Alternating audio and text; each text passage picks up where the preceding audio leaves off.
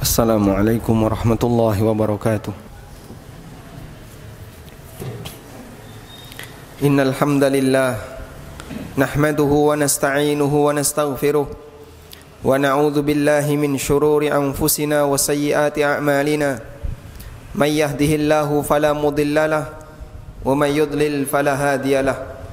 Wa ashhadu an la ilaha illallah wahdahu la syarika lahu wa ashhadu anna Muhammadan abduhu wa rasuluh sallallahu alaihi wa ala alihi wa sahbihi wa man tabi'ahum bi ihsanin ila yaumiddin.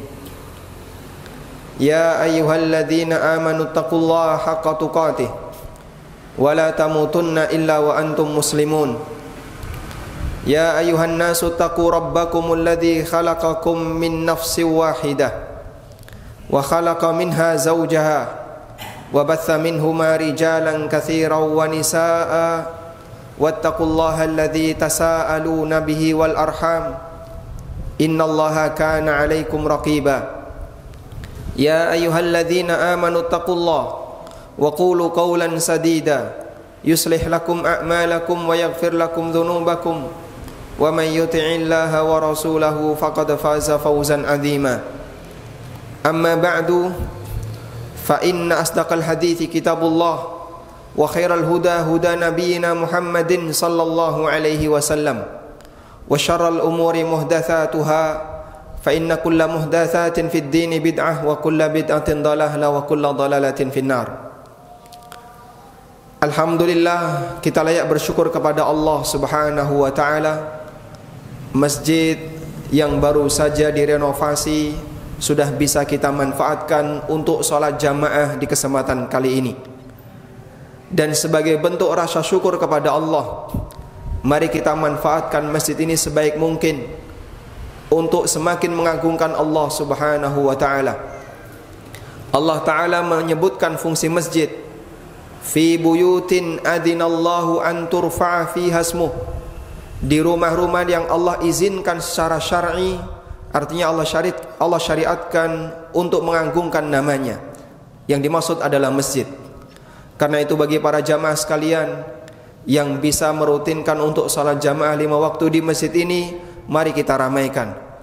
Karena bagian dari bentuk mensyukuri sebuah nikmat Allah adalah kita manfaatkan dalam rangka untuk ketaatan kepadanya.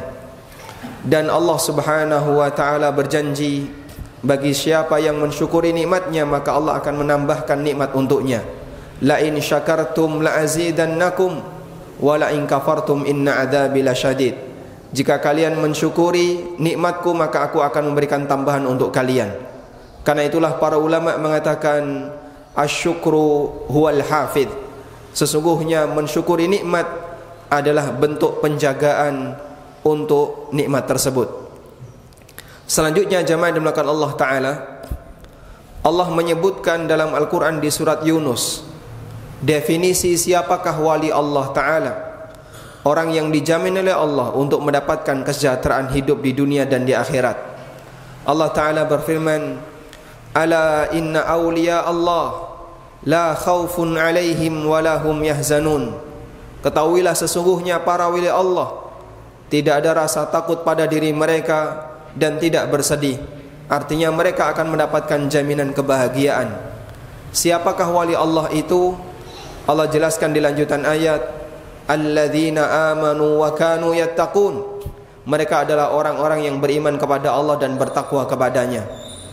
Maka batasan disebut sebagai wali Allah adalah ketika seorang hamba itu beriman dan bertakwa kepada Allah, meskipun dia tidak memiliki kesaktian, meskipun dia tidak punya ilmu kanuragan. Karena yang disebut wali bukanlah orang yang sakti atau orang yang memiliki ilmu kanuragan, tapi siapa yang paling dekat dengan Allah Subhanahu wa ta'ala dengan melakukan ketaatan kepadanya.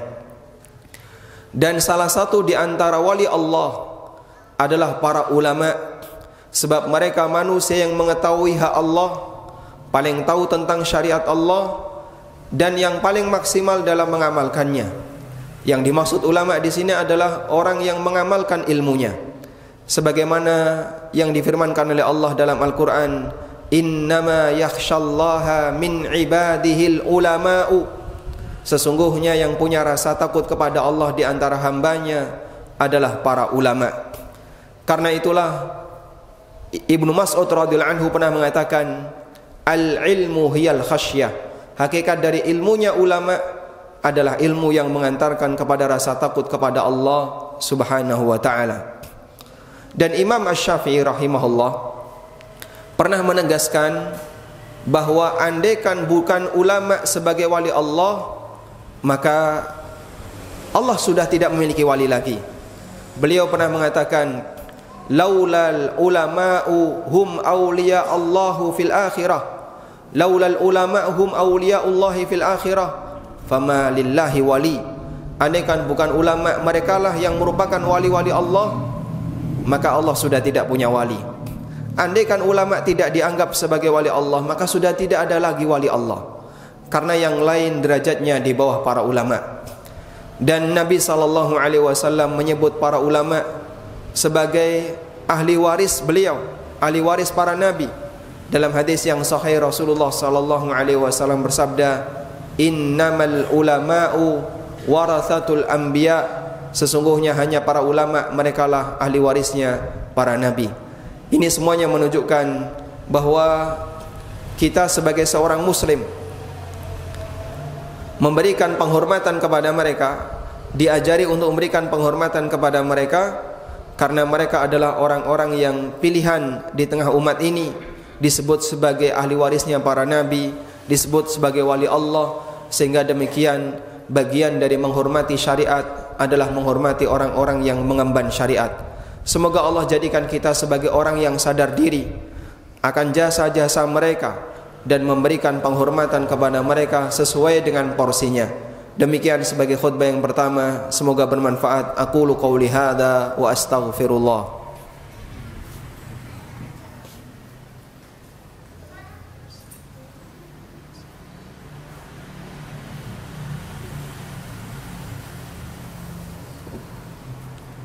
Alhamdulillahi wa kafa, wassalatu wassalamu ala rasulil mustafa wa ala alihi wa sahbihi wa mawalah. Wa ashhadu an la ilaha illallah wahdahu la syarika lah, wa ashhadu anna Muhammadan abduhu wa rasuluh. Ya ayyuhalladzina amanu taqullaha haqqa tuqatih wa la tamutunna illa wa antum muslimun. Kaum muslimin jamaah Jumat dimuliakan Allah Subhanahu wa taala. Berkat jasa ulama kita mengetahui beberapa hukum syariat yang itu kita amalkan dalam kehidupan kita sehari-hari. Karena itu dulu ada sebagian ulama yang merasa sangat berutang budi kepada gurunya. Ulama berutang budi pada ulama yang lain, berutang budi kepada gurunya. Seperti yang dinyatakan oleh seorang ulama, Abdullah bin Wahab, muridnya Imam Malik. Beliau pernah mengatakan, laula Malikun wal Laits la dhalaltu.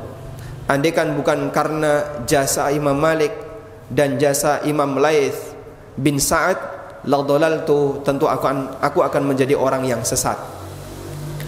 Dan kita memahami hal itu sebab yang namanya manusia bisa mengenal aturan syariat dan hidupnya lebih terarah disebabkan karena jasa para ulama yang mengajarkan ilmu agama. Karena itulah Imam Hasan Al-Basri pernah mengatakan, laulal ulama'u lakanan nasu kal bahaim. Andaikan bukan karena jasa para ulama, tentu manusia akan menjadi seperti binatang. Jamaah dimuliakan Allah Subhanahu wa taala, kita memuliakan mereka dengan cara mengikuti ajaran yang mereka sampaikan. Sebab mereka yang menyambung ajaran Nabi sallallahu alaihi wasallam, sehingga kita mengikuti ulama agar bisa mengikuti Rasulullah sallallahu alaihi wasallam. Maka sebagai prinsip penting, jangan sampai mengkultuskan ulama dengan cara mengikuti ulama tapi meninggalkan ajaran Rasulullah sallallahu alaihi wasallam. Ini justru salah fungsi. Sehingga kita mengikuti ulama agar bisa mengikuti Rasulullah sallallahu alaihi wasallam. Maka jangan sampai kita mengikuti ulama namun justru meninggalkan ajaran Rasulullah sallallahu alaihi wasallam. Karena itu bisa jadi ketika ada sebuah perkataan ulama yang keliru, tidak sesuai dengan hadis Nabi sallallahu alaihi wasallam, maka kita ikuti hadis Nabi sallallahu alaihi wasallam dan kita tinggalkan perkataan ulama itu meskipun tetap menghormati mereka sebagai tokoh agama. Dan kita memohon kepada Allah semoga dengan sedikit penjelasan tentang ini kita bisa menempatkan diri kita sebagai hamba yang tahu di mana saya harus menaruh penghormatan, di mana saya harus menaruh rasa cinta. Sebab yang namanya rasa cinta akan dipertanggungjawabkan di akhirat. Kita mohon kepada Allah Ta'ala semoga Allah memberikan kita hidayah. Allahumma salli ala Muhammad wa ala ali Muhammad kama sallaita ala Ibrahim wa ala ali Ibrahim fil alamin innaka Hamidum Majid. Allahumma ighfir lil mu'minina wal mu'minat wal muslimina wal muslimat al ahya'i minhum wal amwat innaka sami'un qaribun mujibu da'wat ya qadiyal hajat. Allahumma a'inna ala dzikrika wa syukrika wa husni ibadatik. Rabbana atina fid dunya hasanah wa fil akhirati hasanah wa qina adzaban nar. Wa sallallahu ala nabiyyina Muhammadin wa ala alihi wa sahbihi wa sallam. Wa akhiru da'wana anil hamdulillahi rabbil alamin. Wa qumu ila salatikum.